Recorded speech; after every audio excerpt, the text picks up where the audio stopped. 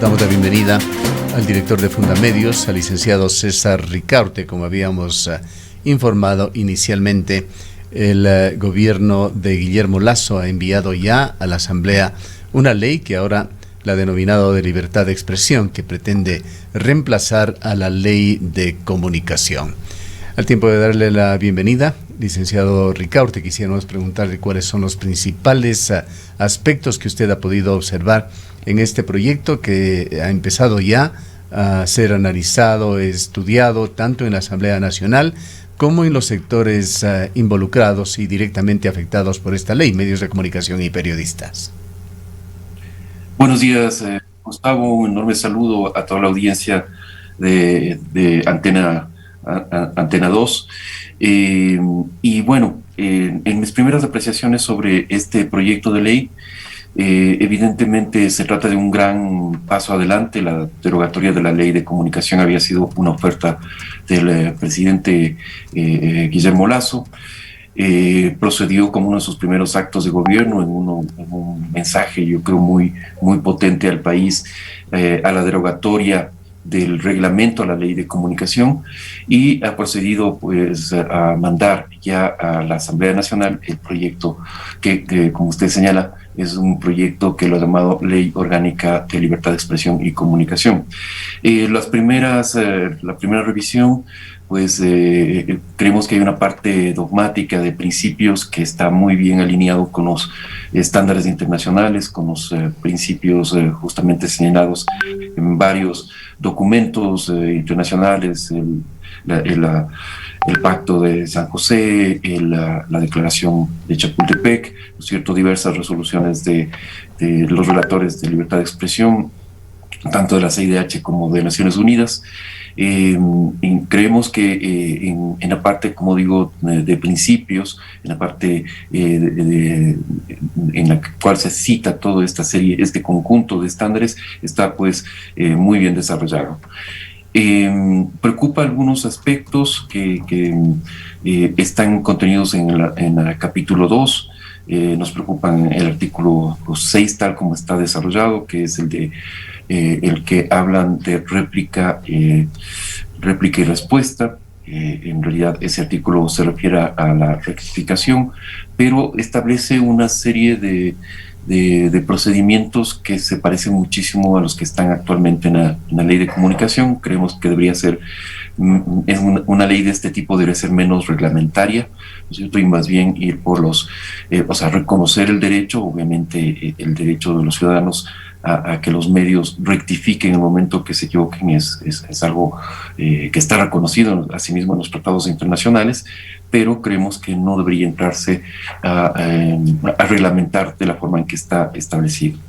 El artículo 7... Antes de avanzar en esto, sí, licenciado Ricaurte, algo muy importante y que creo que debemos reconocer desde el interior de los medios y también de los gremios periodísticos, es que esta ley que de alguna manera adquiere un espíritu en el sentido de que tiene que darse una autorregulación en el sector en aspectos éticos, expresado a través de códigos de ética, de definir líneas editoriales. En estos temas ha faltado mucho en Ecuador.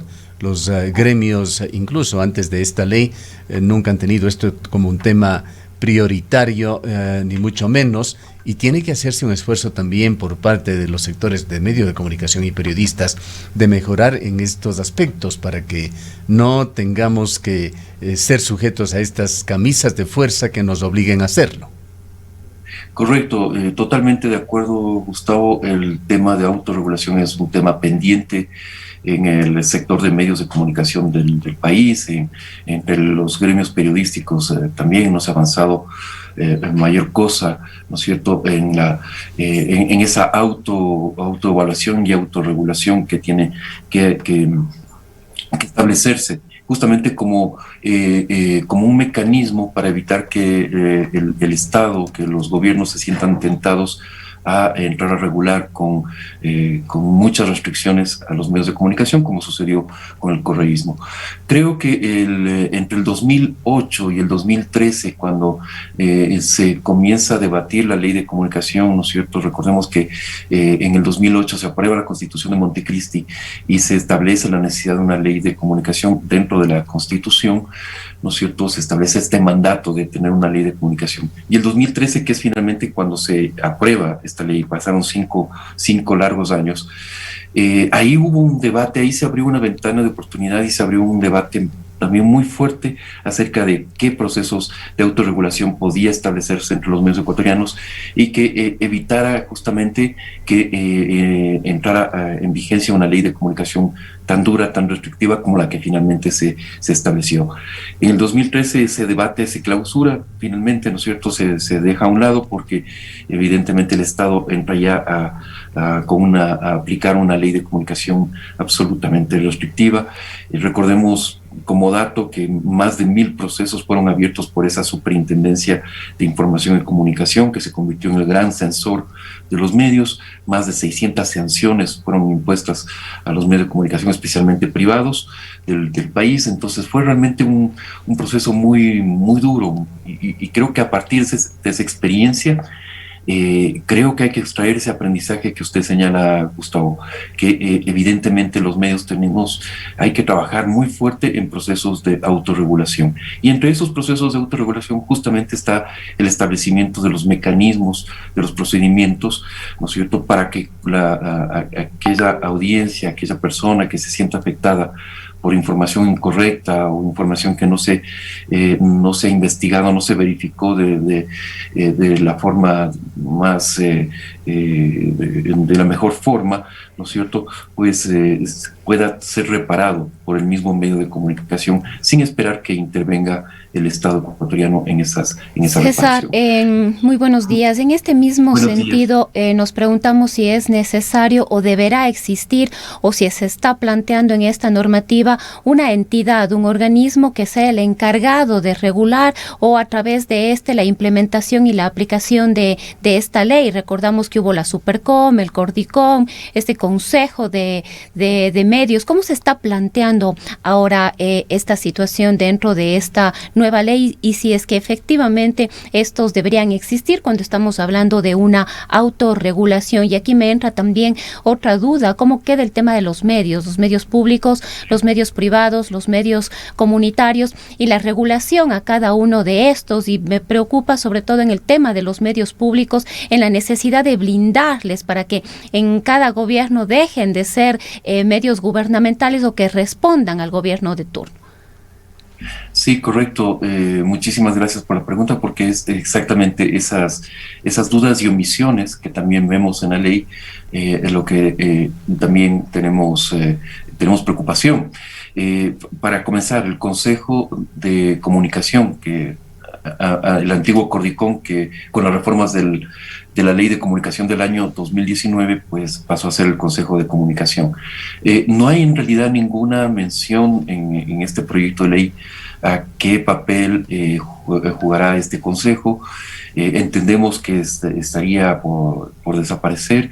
Me parece que la visión del gobierno del presidente Lasso es no tener ningún organismo burocrático que regule el sector de la comunicación.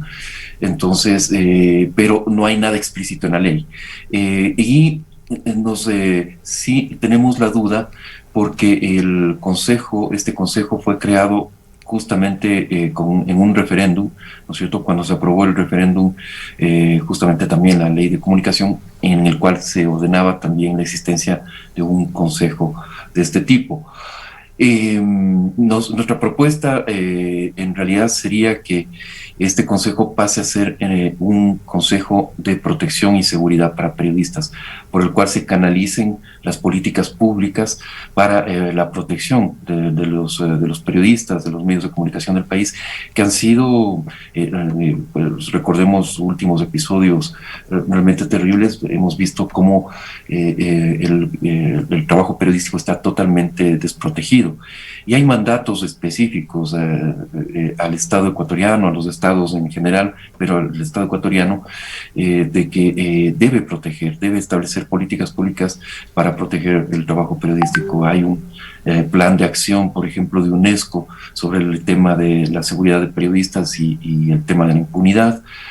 Hay mandatos, hay resoluciones de la Asamblea General de Naciones Unidas estableciendo las obligaciones de los estados con la seguridad de periodistas, etcétera, etcétera. Entonces, creemos que podría canalizarse ese organismo, de ser un organismo regulador y de sanciones en un determinado momento, ¿no es cierto?, a ser más bien un organismo del cual se establezcan las políticas públicas que aseguren, que den la seguridad suficiente, que cumplan con esa obligación del Estado ecuatoriano en el tema de la protección a periodistas. Empezando por el nombre de la ley, licenciado Ricaurte, una ley para promover la libertad de comunicación, libertad de información.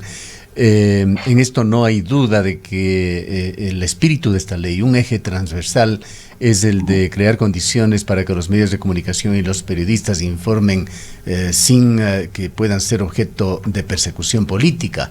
Pero hay otro aspecto también muy sutil, pero muy significativo, que es el de premiar, el de pretender dirigir la información a través de incentivos, muy practicado por diversos gobiernos, que es abordado muy directamente, por ejemplo, en el decálogo de Chapultepec, a través de pautas publicitarias, de contratos publicitarios.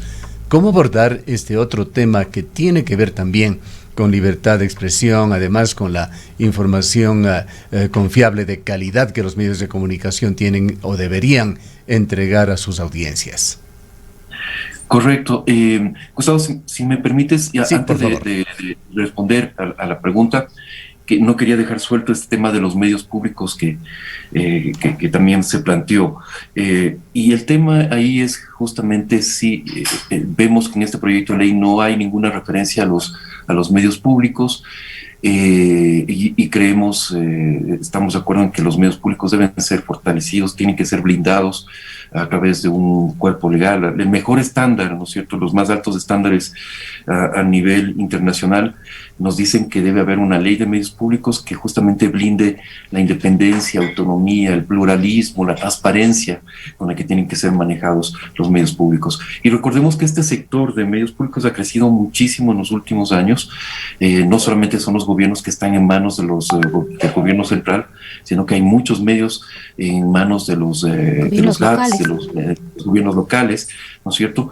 Y que también tienen que ser manejados de forma adecuada. Muchos de esos medios no responden tampoco a un manejo a favor del público, sino más bien se los dirige a favor de las autoridades que están en el poder. Entonces ahí tiene que regularse. Ahora bien, Gustavo me preguntaba acerca del espíritu mismo de esta ley. Efectivamente hay que valorar muchísimo el espíritu, que es justamente todo lo contrario de lo que veníamos experimentando en los pasados 14 años, ¿no? Es más bien profundizar el espacio de libertad para el trabajo de los medios de comunicación periodista y para el ejercicio en general de la libertad de expresión, que es un derecho ciudadano, no es solamente un derecho de los periodistas. En torno a los incentivos, creemos que sí, la industria, el sector de los medios de comunicación están sometidos a una enorme presión que ha durado 14 años, ¿no es cierto?, y que ha puesto al sector en una situación de mucha vulnerabilidad. Lo hemos visto además durante la pandemia, ha sido uno de los sectores también más afectados.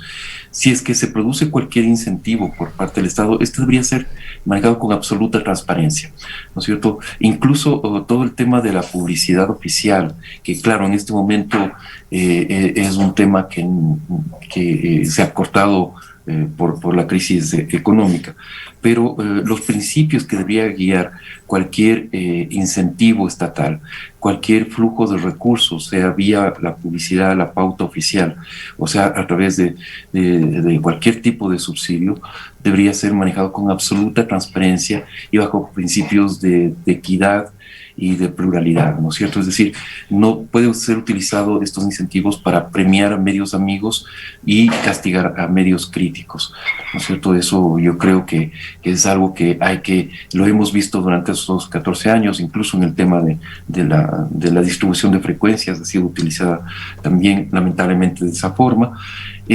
pero tenemos que avanzar hacia otro momento en el cual justamente se transparente cualquier tipo de incentivo hacia el sector de los medios.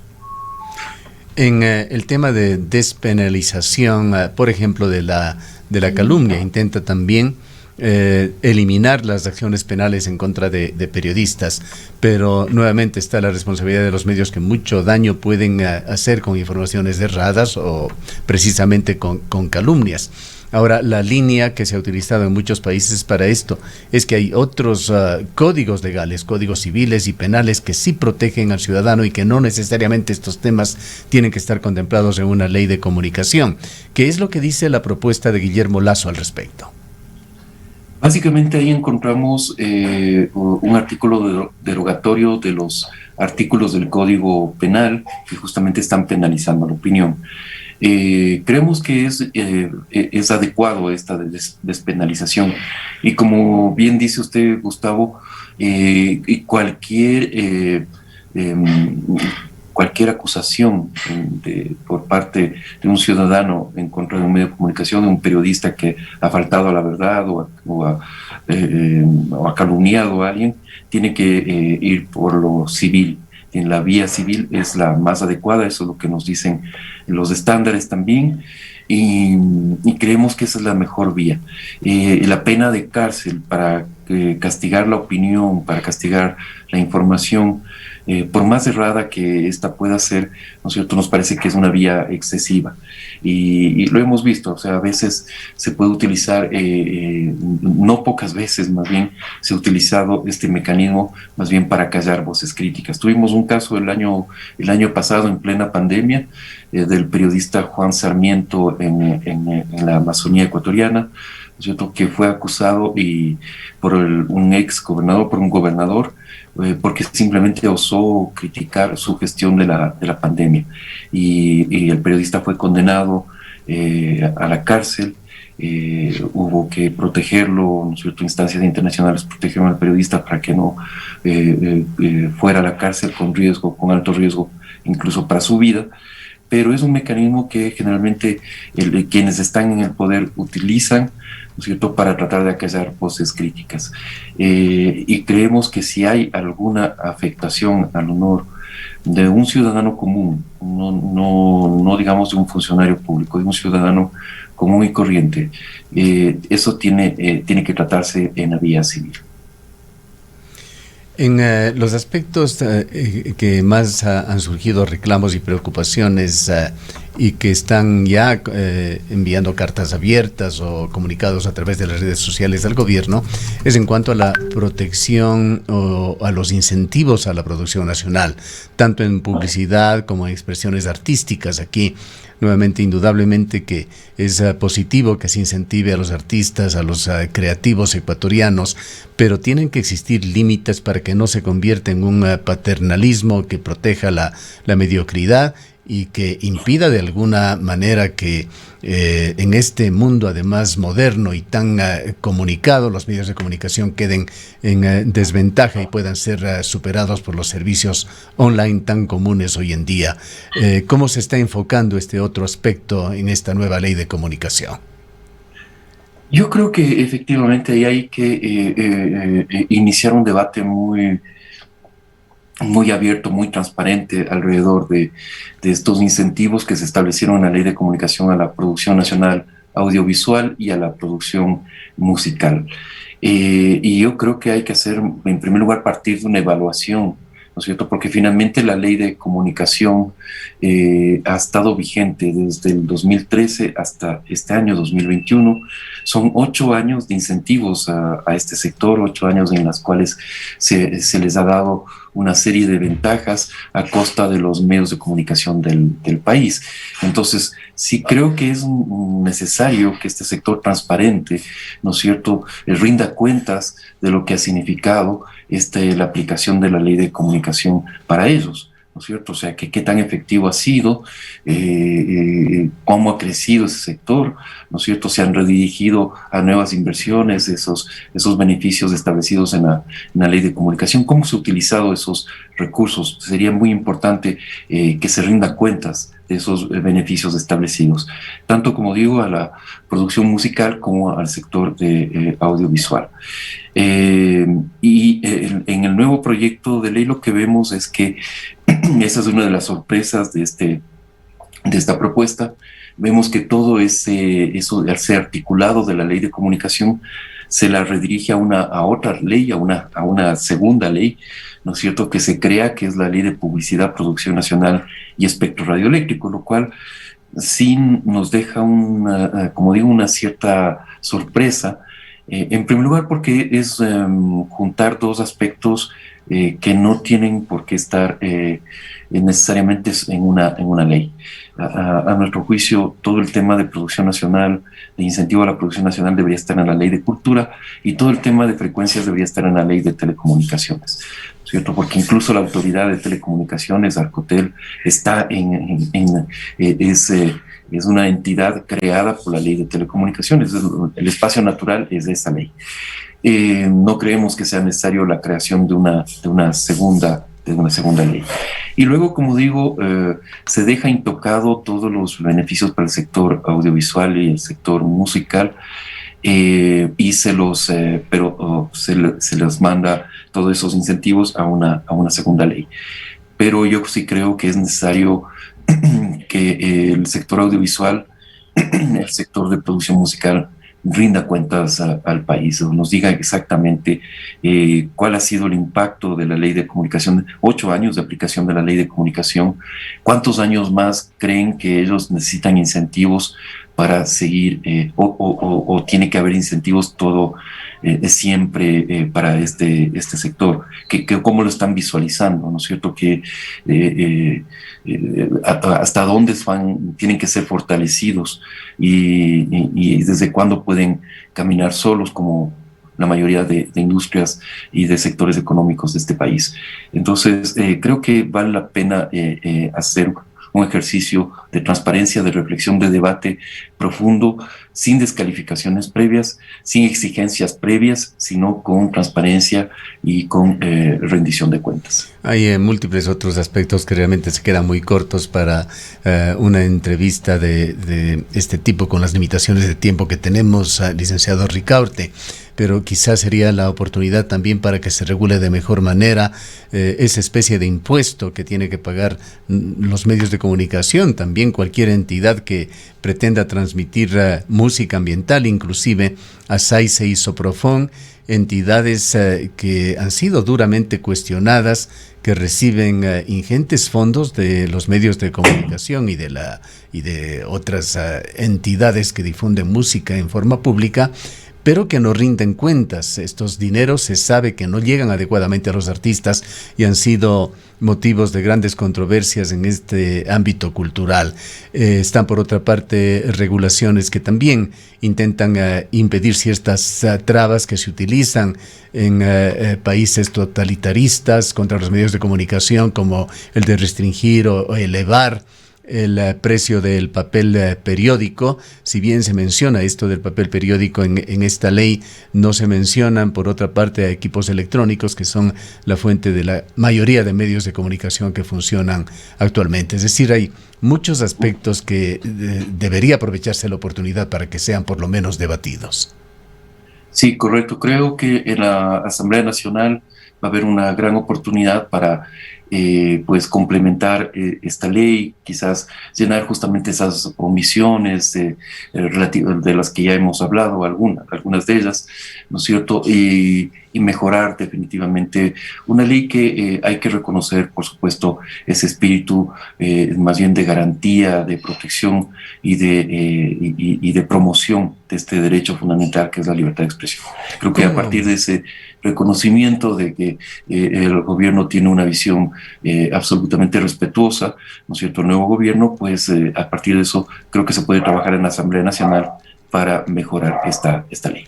Quizá como Fundación Fundamedios, ¿qué propondría como mecánica para este debate, como hoja de ruta?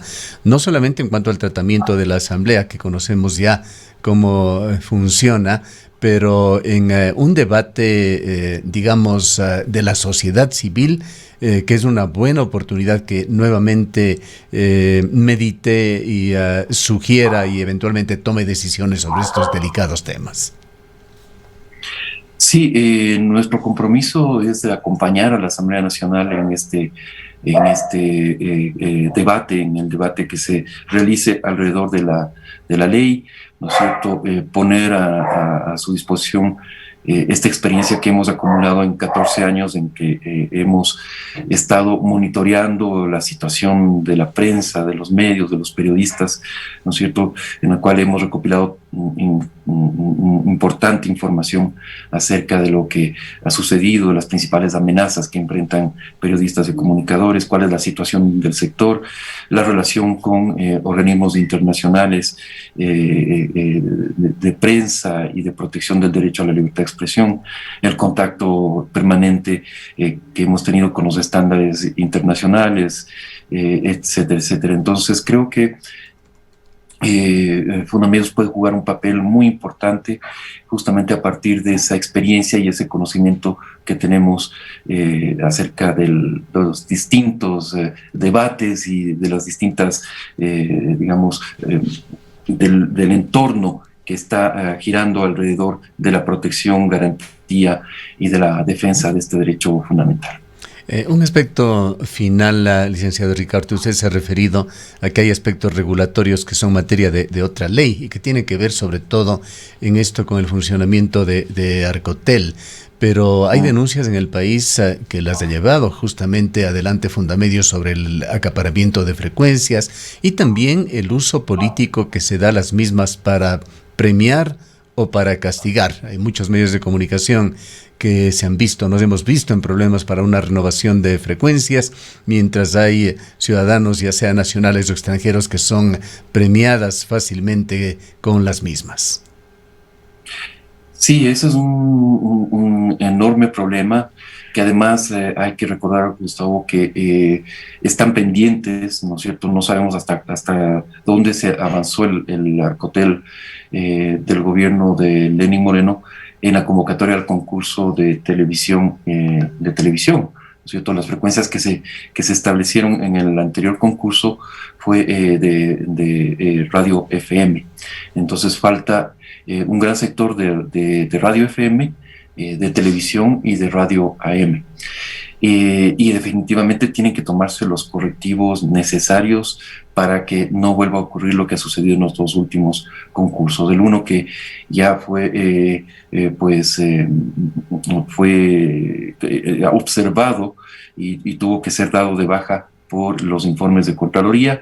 El segundo, sobre el cual justamente se ha pedido que se investigue ciertas irregularidades, ¿no es cierto? Evidentemente es un tema del cual se ha hablado con las autoridades del nuevo gobierno. Se ha señalado que ellos no quieren tampoco perjudicar a quienes han renovado sus frecuencias de forma legítima, pero sí consideramos que quizás no es momento de dar de baja todo el concurso de radio FM, pero sí de revisar ciertos procedimientos y de cómo se ha favorecido a ciertos grupos mediáticos y económicos, ¿no es cierto? Eso me parece que es importantísimo. Vamos a ver cómo el tema se introduce también en la Asamblea Nacional, ¿no es cierto? Cómo se podría investigar justamente esas irregularidades. Y de tal forma que también, como digo, se preserve a aquellos que han concursado y han obtenido una frecuencia de buena fe. Me parece que eso es muy importante, pero también es importante la transparencia, es importante el que se tomen correctivos frente a aquellos grupos que han sido favorecidos de forma inadecuada, ¿no es cierto?, por las antiguas autoridades. Hay, en todo caso, una intención clara de socializar adecuadamente estos temas antes de que se conviertan nuevamente en un cuerpo legal. Sí, correcto. Creo que hay que estar muy activos, muy pendientes de justamente el debate en la Asamblea Nacional y pues de participar activamente, Gustavo. Bien, muchísimas gracias por habernos atendido. Han escuchado al licenciado César Ricaurte, director de Fundamedios.